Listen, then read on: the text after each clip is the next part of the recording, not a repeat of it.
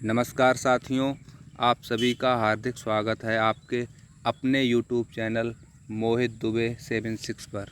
आशा करता हूं आप लोग स्वस्थ होंगे, मस्त होंगे, ज़बरदस्त होंगे और घर पर पढ़ाई बहुत ही मन लगाकर कर रहे होंगे।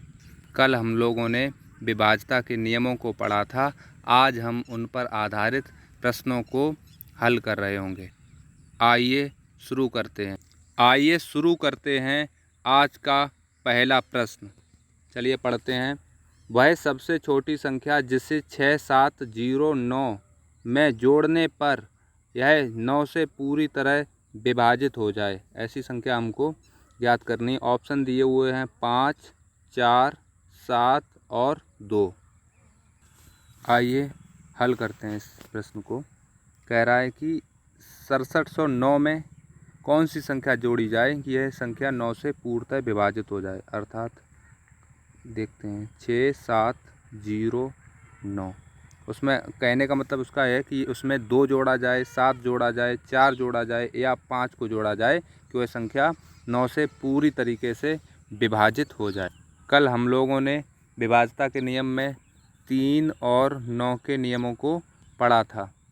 क्या पढ़ा था कि यदि किसी भी संख्या के अंकों का योग अगर 3 से विभाजित होता है तो वह संख्या 3 से विभाजित होगी, और यदि उसके अंकों का योग 9 से विभाजित होता है तो वह संख्या 9 से विभाजित होगी। जब हम 6709 में कोई संख्या जोड़ेंगे, जो इकाई अंक दिए हुए हैं सारे 5, 4, 7, 2, ये सारे के सारे सिंगल डिजिट में दिए हुए हैं, एक अंक की संख्या में दिए हुए हैं, तो इनका जो प्रभाव है वो सिर्फ इकाई और दहाई के अंकों पर ही पड़ेगा। चलिए हम यहाँ से शुरू करते हैं कि अगर हम इसमें 6709 में अगर 2 को जोड़ेंगे तो कितना हो जाएगा। 67 11 भाई 9 और 2 11। इसके अंकों को जोड़ते हैं, क्या हो जाता है। इसके अंकों का जोड़ने पर इसका मान क्या मिलता है। 7 6 13, 1 14 और 1 15। क्या 15 9 से विभाजित है? नहीं, तो ये वाला तो ऑप्शन आपका होगा नहीं। ऐसे ही हम अब इसको 7 को ऐड करके देखते हैं। यहाँ पे अगर हम 7 को ऐड करेंगे तो क्या हो जाएगा। 67 और 16, यानी 6 और 1 7, 7 6 13, 6 और 1 7, 7 7 14 और 14 6 20। क्या 20 जो होता है वो 9 से विभाजित होता है? नहीं, यानी कि ये वाला भी ऑप्शन नहीं होगा। ऐसे ही हम जब 4 को जोड़ के देखेंगे तो यहाँ पे क्या हो जाएगा। 67 13। क्या अब इसके अंकों को देखते हैं जोड़ के। 7 6 13, 1 14 और 3 17। क्या 17 9 से विभाजित है? नहीं है, तो ये वाला भी नहीं होगा। अर्थात ये भी नहीं होगा। जब ये 3 गलत हैं तो ये वाला हमारा आंसर सही हो जाएगा, यानी कि 5 इसका सही उत्तर हो जाएगा। लेकिन हम फिर भी एक बार देख लेते हैं कैसे 5 सही होगा। 6 7 0 9 में 5 को ऐड करेंगे तो ये कितना हो जाएगा। 67 14 हो जाएगा। एक बार हम इसको साफ कर देखते हैं। 6 7 0 9 में 5 को जब जोड़ेंगे तो कितना हो जाएगा ये। 67 14। इसके अंकों का योग कितना हो जाएगा। 7 और 6 13, 1 14 4 18। क्या 18 9 से विभाजित होता है? तो बिल्कुल होता है, यानी हमारा 5 वाला ये सही हो जाता है। उम्मीद करते हैं आपको ये सवाल समझ में आया होगा। चलिए अगले सवाल पर चलते हैं। ये प्रश्न बहुत ही अच्छा प्रश्न है और ये बहुत ही इम्पोर्टेंट भी प्रश्न है। ये दिया हुआ है 4 की घात 61, 4 की घात 62, 4 की घात 63, 4 की घात 64। ठीक है, और ये कह रहा है कि इनमें से ये किसके द्वारा विभाजित है। ये संख्या दी हुई है, ये संख्या किसके द्वारा विभाजित है। 3 के द्वारा है कि 10 के द्वारा है या 11 के द्वारा है या 13 के द्वारा है। आइए इस प्रश्न को हम लोग हल करते हैं। इसमें जो सबसे छोटी घात होती है हम उसको कॉमन ले लेते हैं, यानी 4 की घात 61, 4 की घात 62, 4 की घात 63 और 4 की घात 64 में सबसे छोटी घात किसकी है। 4 की घात 61। तो हमने इसको यहाँ पे कॉमन ले लिया, 4 की घात 61। जब 4 की घात 61 को कॉमन ले लेंगे तो यहाँ पे क्या बचेगा। यहाँ पे इंटू आ जाएगा और यहाँ पे बचेगा 1 प्लस 4 की घात 61 यहाँ से 62 में से चली जाएगी तो 4 की घात क्या बचेगी 1 प्लस 4 की घात 2 प्लस 4 की घात 3। घात का मतलब होता है जितनी घात कॉमन ले लिया तो उतनी घात घटती चली जाती हैं। अब इनको देखते हैं। 4 की घात 3 का मतलब क्या होता है? 64। 4 की घात 2 का मतलब क्या होता है? 16। इनको दोनों को जोड़ेंगे 80 हो जाएगा। 64 और 16 ठीक है। 4 की घात 1 का मतलब 4 ही होता है और +1 का +1 ही रहेगा। इनको सबको ऐड करेंगे और यहाँ पे 4 की घात 61 तो आपका बाहर है ही। ठीक है, इनको सबको ऐड करना कितना हो जाएगा? 64 और 16 80, 80 और 4 84, 84 और 1 85। यानी कि ये तो हो जाएगा, यहाँ पे हम लिख रहे हैं 4 की घात 61 इंटू 85। ठीक है। अब देखो एक बात आपको हमेशा याद रखनी है, या हम लोग जानते भी हैं कि 5 का जो पहाड़ा होता है वो 0 और 5 पे ही घूमता है। 0 तब आता है जब हमारा 5 का किसी भी सम संख्या में जब गुणा होता है तो हमें 0 मिलता है, और यदि किसी विषम संख्या में जब गुणा हो जाता है 5 का तो हमें वहाँ पे विषम संख्या यानी कि 5 मिलता है। 5 का पहाड़ा पूरा 5 और 0 पे ही चलता है। यहाँ पे 5 है और यहाँ पे 4। 5 एक विषम संख्या है, 4 एक सम संख्या है। तो यानी कि ये तो कन्फर्म हो गया कि इन दोनों का जब गुणा होगा तो वहाँ पे 0 आएगा। वहाँ पर 0 आएगा, मतलब इकाई अंक जो है वो 0 आएगा। तो अब हम चाहें तो यहाँ से देख सकते हैं ऐसी कौन सी संख्या है जिसका इकाई अंक 0 है, अर्थात सिर्फ और सिर्फ b है, यानी कि 10। इसका उत्तर b सही हो जाएगा। ठीक है, आप लोगों को अगर सवाल समझ में ना आए तो आप लोग कमेंट में ज़रूर बताइएगा। चलिए अगले प्रश्न पर चलते हैं। सवाल कह रहा है कि यदि n एक पूर्ण संख्या है और 1 से अधिक है तो n² कोष्टक में n² माइनस 1 सदैव किससे विभाज्य होगा? हमेशा सवाल को बहुत ध्यानपूर्वक पढ़िए, क्योंकि अगर आपने सवाल को ध्यानपूर्वक पढ़ लिया तो हमको सवाल को हल करने में फिर कोई कठिनाई ही नहीं होगी। सवाल कह रहा है कि n एक पूर्ण संख्या है और 1 से अधिक है। पूर्ण संख्याएं आपने पढ़ी थी उस दिन, पूर्ण संख्याएं कौन सी होती हैं? ठीक है, और 1 से अधिक है तो वो संख्या 2 भी हो सकती है, 3 भी हो सकती है, कोई सी भी हो सकती है, पर वो 1 से अधिक है। ठीक है, तो हम सबसे छोटी संख्या पे अगर कैलकुलेशन करेंगे या बड़ी पे करेंगे हमारा आंसर सेम ही आएगा। लेकिन अगर हम छोटी पे हल करेंगे इस सवाल को तो हमको कैलकुलेशन कम करनी पड़ेगी। हम लोग चाहें तो 2 और 3 दोनों पे हल करके देख सकते हैं। जैसे यहाँ पे n² दिया है, हमने मान लिया कि जो n बराबर 2 है तो n बराबर अगर हमने 2 पहले माना और n बराबर 3 हम बाद में मान लेंगे इसको। अगर हमने पहले 2 संख्या को लिया तो 2 का स्क्वायर कितना होता है? 4। कोष्टक में 2 का स्क्वायर कितना हो जाएगा? यहाँ पे 4 माइनस 1, क्योंकि हमने n की जगह पे 4 को मान लिया है, वो सॉरी 2 को मान लिया है, तो कितना हो जाएगा? 2 का स्क्वायर 4, 4 माइनस 1 यानी कि यहाँ पे 4 हो जाएगा, और 4 में से 1 चला जाएगा तो कितना बच जाएगा? 3, यानी कि ये हमारा 12 आ जाएगा। ठीक है, और वैसे ही अगर हम यहाँ पे 3 को लिख के देखते हैं, 3 को अगर लेंगे हम तो 3 का स्क्वायर पहले करना पड़ेगा, है 3 का स्क्वायर करना पड़ेगा, यानी कि 3 का स्क्वायर कितना हो जाएगा? 9।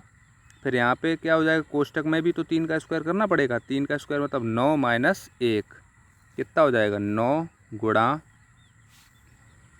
8 बराबर 72, अर्थात यहाँ पे 12 है और यहाँ पे 72 है। अब ऑप्शन देखो, क्या 12 8 से कटता है? नहीं कटता है। क्या 12 10 से कटता है? नहीं कटता है। क्या 12 16 से कटता है? नहीं कटता है। यानी इसका उत्तर ये सही हो जाएगा, क्योंकि 12 12 से भी कटता है और 72 भी 12 से कटता है। अगले प्रश्न पर चलते हैं। अब ये वाला सवाल पढ़ के देखते हैं क्या कह रहा है। 2 अंकों को आपस में बदलकर बनाई गई नई संख्या से 2 अंकों से मिलकर बनी संख्या का अंतर हमेशा विभाज्य होता है। वो कह रहा है कि कोई भी संख्या ऐसी है जो 2 अंकों की है। आप कोई भी ले लो 2 अंकों की संख्या। अगर हम छोटी संख्या लेंगे तो हमें कैलकुलेशन आसानी रहेगी, क्योंकि 2 अंकों की संख्याएं कहाँ से शुरू होती हैं? 10 से लेके और 99 तक होती हैं 2 अंकों की संख्याएं। तो आप 10 से लेके 99 तक कोई सी भी 2 अंकों की संख्या ले लो, आप कोई सी भी ले लो, लेकिन ऐसी मत लेना जिसके अंक समान हो। जैसे आप 99 को मत लेना, 22 को मत लेना, ऐसी कोई भी संख्या मत लेना जिसके अंक आपस में समान। आप इनके अलावा कोई भी संख्या ले सकते हो। जैसे कि मान लो आपने सबसे 11 को ना लो, 12 को ले लो, आप 13 भी ले सकते हो। हम अच्छा यहाँ पे हम 13 भी ले रहे हैं, ठीक है। अब वो कह रहा है कि 2 अंकों को आपस में बदल कर, ये 12 है, इसको आपस में, इसके अंक आपस में बदलेंगे तो कितने हो जाएंगे, 2 यहाँ पे आ जाएगा, 1 यहाँ पे हो जाएगा, यानी कि क्या हो जाएगा, 12 यहाँ पे हो जाएगा और 12 ये और 21 ये। और अगर इसके अंकों को बदलेंगे तो कितने हो जाएंगे, 3 यहाँ पे आ जाएगा, 1 यहाँ पे आ जाएगा। इनका अंतर ज्ञात करो भैया, कितना होगा इनका अंतर, 21 में से 12 जाएंगे तो 9। वैसे ही 31 में से जब हम 13 को घटाएंगे तो क्या आ जाएगा, 18। अब ऑप्शन देख लो, क्या इन दोनों को देखो, क्या 6 से 9 विभाज्य है, नहीं, यानी ये वाला हमारा ऑप्शन कट गया। क्या 11 विभाज्य है, नहीं। क्या 9 से 9 विभाज्य है, अगला भी चेक कर लो, ये वाला भी उत्तर नहीं होगा, अर्थात हमारा बी वाला उत्तर सही हो जाएगा। अब हम अगले सवाल की तरफ चलते हैं, जो आज का अंतिम सवाल है। कह रहा है कि यदि 3 अंकों की संख्या के अंकों का योग उस संख्या से घटाया जाता है तो यह संख्या हमेशा विभाज्य रहेगी या रहेगा। हमको सबसे पहले तो ये पता होना चाहिए कि 3 अंकों की संख्याएं शुरू कहाँ से होती हैं। 3 अंकों की संख्याएं कहाँ से शुरू होती हैं, यानी कि 100 से लेके 999 के बीच में 3 अंकों की संख्याएं होती हैं। आप इन 3 अंकों की कोई भी संख्या ले लीजिए, ठीक है, आप 3 अंकों की कोई भी संख्या ले लीजिए, लेकिन हमने आपको एक ही बात बताई है कि 3 अंकों की अगर हम छोटी संख्या लेंगे जिससे हमारी कैलकुलेशन बहुत ही आसान हो जाएगी। चलो हम 2 संख्याओं पे इसको हल करके देखते हैं। हमने एक मान लिया संख्या, हम एक ले रहे हैं 123। हमने एक संख्या 123 ले ली